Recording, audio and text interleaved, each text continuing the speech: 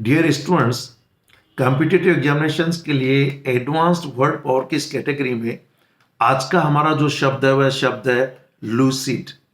यह एक विशेषता बताने वाला शब्द है, इसलिए इसे एडजेक्टिव कहेंगे। इसके दो मीनिंग है कि कोई भी चीज समझने में बहुत स्पष्ट है, आसान है, सरल है, बोधगम्य है, तो हम लोग कहेंगे कि clearly expressed and easy to understand. अब जब ये कहना कि देखिए लैंग्वेज बहुत लूसिड हो सकती है, क्लियर है, जो कोई बातचीत करते हैं, शब्द जो होते हैं वो बहुत स्पष्ट होते हैं, कहते हैं उसका मीनिंग, कहने का मतलब कि मीनिंग एम्बिग्यूअस नहीं है, उसके दो चार अर्थ नहीं निकलते हैं, सीधा सीधा समझ में आ जाता है। यानी कोई भी बात, कोई भी शब्द जो स्पष्ट है, बोध या लिखा हुआ कोई भी चीज है स्पष्ट है। सेंटेंस देखिए, ही rights all his books in a very lucid style and manner, कि वो अपनी सारी किताबों को बहुत ही साफ सुथरी, बोधगम्य, सरल स्टाइल और तरीके से लिखता है।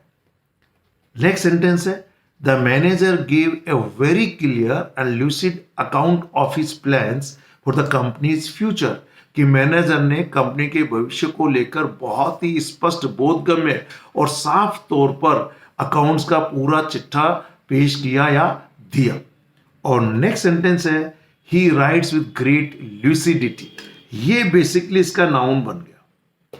लूसिड में बेसिकली ITY एक सफिक्स जोड़ दिया गया, तो ये नाउन बन गया कि वो हमेशा बहुत ही बोधगम्यता के साथ, स्पष्टता के साथ लिखता है, तो लूसिडिटी यहां पर नाउन है।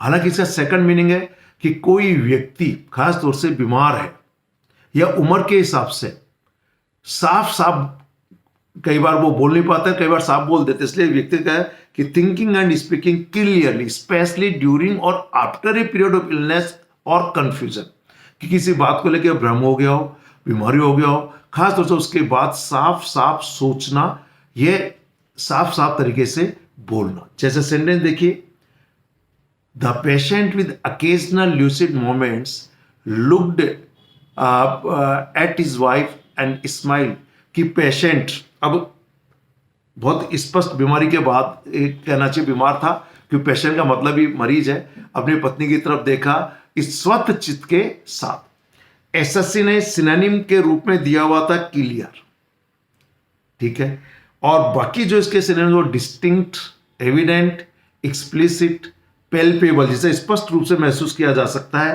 एंड पर्सपिक्यूअस, बहुत अच्छा शब्द है पर्सपिक्यूअस भी। एंटेनिम्स के रूप में जो दिया हुआ था एसएससी ने वो था वीक, यानी जो साफ नहीं हो, स्पष्ट नहीं हो, कंफ्यूजिंग। इसके अलावा जो अदर सिनोनिम्स हो सकते हैं वह एम्बिग्यूअस, इक्विवोकल, इनकॉम्प्रिहेंसिबल, जिसे समझा नहीं जा सकता है, इनडिस्टिंक्ट, ऑब्स्क्यूअर, और कभी कभी एक बहुत अच्छा शब्द आपको बता रहा हूं, एनिग्मेटिक भी इसका एंटोनिम हो सकता है, और इवन क्रिप्टिक भी हो सकता है। यानी जिन्हें जो गूढ़ है, जिसे समझ नहीं पाते, मिस्टीरियस भी कह सकते हैं हम लोग, यार, क्योंकि मिस्टीरियस का मतलब रहस्य भरा, जिसको आसानी से समझ नहीं पाते लोग, क्लियर।